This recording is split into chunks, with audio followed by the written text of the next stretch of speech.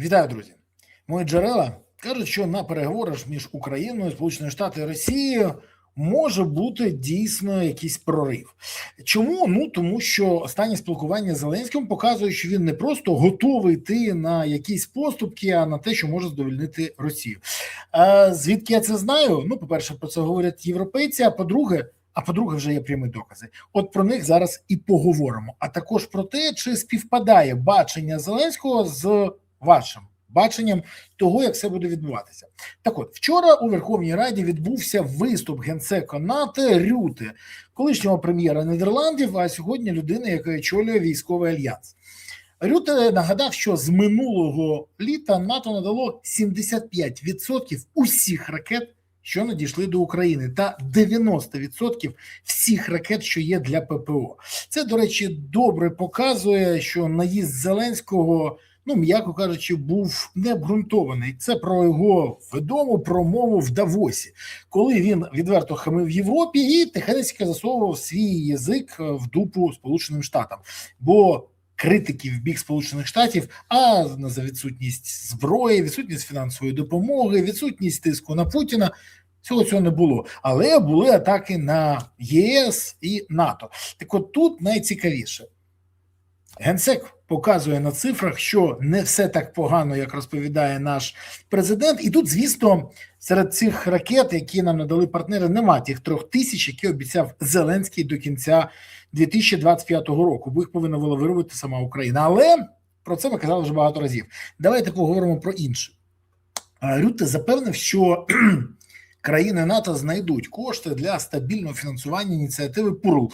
Це закупівля американської зброї, американських снарядів, ракет для української армії.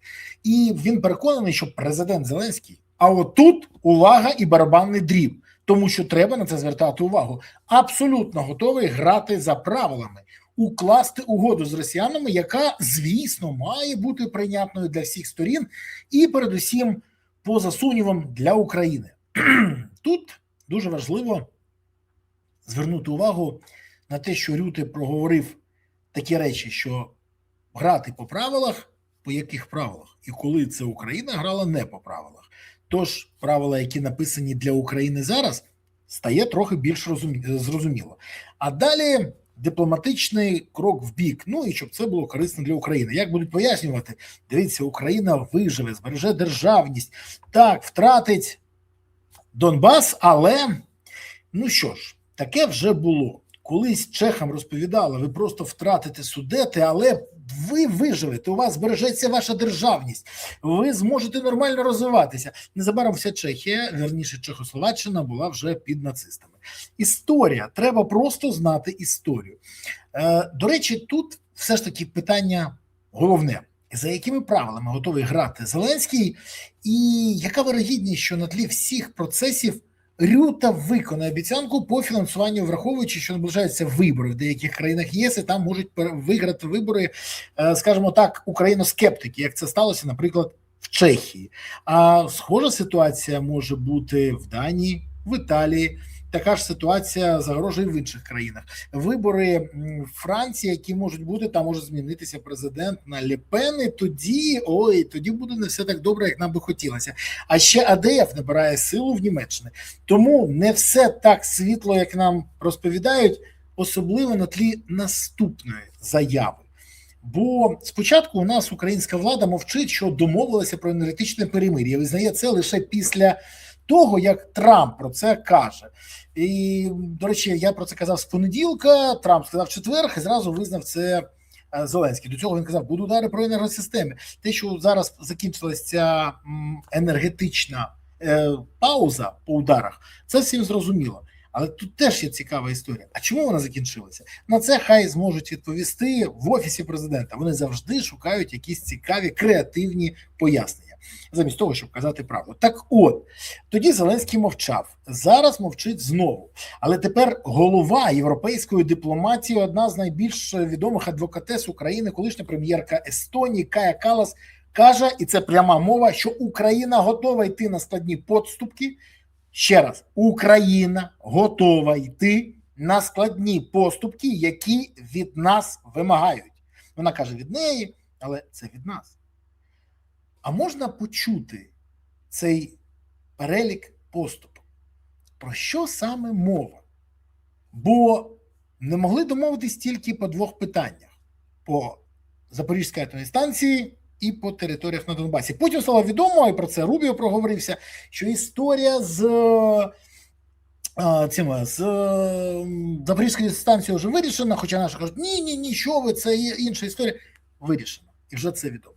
Але от з територіями тут Зеленському вкрай важко, бо він не може запропонувати те, на що взяв зобов'язання. І тут найгірша ситуація для всіх. Поясню. Можливо, що для Зеленського і його команди ті зобов'язання, які вони беруть на себе, здаються найкращими в цих умовах, які зараз відбуваються. Але проблема в тому, що вони можуть не змогти їх реалізувати, навіть запропонувати українцям, тому що у нас значна більшість українців проти того, щоб віддавати території. Так, навіть під егідою, що це не вихід з території, а вільна економічна зона, яка повинна бути демілітаризована. Віримо, розуміємо. Якщо перець чилі назвати халвою, він солодким не стане. Так само, як і 100 разів, якщо сказати халва, в роті солодше не стане теж. Тому мені цікаво все ж таки перелік тих поступок, про які каже пані Каллас, а вона доволі жорстко каже саме прямою мовою про те, що Зеленський на це погодився. І про що ще мовчить Зеленський? Бо мені здається, він дуже часто або обіцяє нездійснене, або, до речі, не тільки нам, а партнерам теж, або бреше. І його ловили на брехні вже неодноразово. І якщо тут пригадати заяви вірного посіпаки Офісу президента, очільника обласної військової адміністрації Миколаївщини Кіма, що люди важливіші за території, треба дивитися вперед, то, як я люблю зараз казати, пазл починає складатися. Тут головне розуміти, що зараз вже є деякі домовленості, які думають, як оформити, щоб подати українцям, бо всі соцопитування показують, що українці не готові здавати територію. Але Зеленському для того, щоб відмовитись тоді від цих зобов'язань, треба робити рішучий крок. Займатися мобілізацією, питаннями проблеми СЗЧ, питаннями забезпечення військових, покарати тих, хто краде на забезпечення військових. Це, до речі, його друзі, найближчі друзі, колеги, бізнес-партнери, товариші, однокашники. Тому тут вкрай важко. Але ж треба обирати або одно, або інше. І сісти одночасно одною дупою на два стільця можна просто впасти. До речі, Зеленському це не в перший раз. Він тоді намагався і, пам'ятаєте, коли в лютому 22-го і сказати, що нічого не буде, і одночасно якось дивно всі його друзі, знайомі, міністри вивозили свої родини з країни. Потім про це дізналися. Некрасива ситуація, дуже некрасива ситуація, яка показує, що свої інтереси вони все прорахували, а чомусь іншим нічого не сказали. Про це поговоримо іншим разом. Але, щоб ви розуміли, зараз не все так просто. Поясню чому. Рюта окремо назвав масовий удар Росії, який відбувся в ніч з понеділка на вівторок, дуже поганим сигналом на тлі перемовин в Абу-Дабі. При цьому Зеленський вважає, що досягти достойного і тривалого миру реально. Ще раз, увага! Зникла перемога, зникло визначення справедливого миру. З'явився достойний мир. Я не знаю, що таке достойний мир, є гідний мир. Що таке достойний мир, який постійно кажуть то Умєров, то Зеленський, треба, щоб пояснили. Що вони вкладають сюди?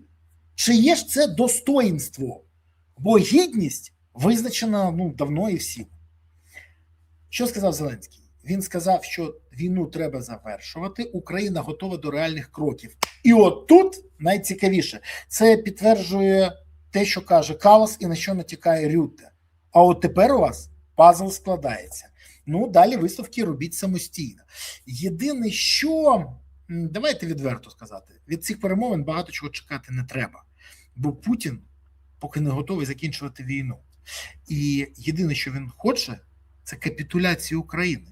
Коли він і далі буде або керувати Україною, або взагалі знищить нашу незалежність і державність. А оце треба розуміти. І висновки робити, ґрунтуючись саме на цьому розумінні. Це надважливо. Тому хочемо почути від Зеленського, чому ж він вважає, що може досягти того самого достойного і тривалого миру.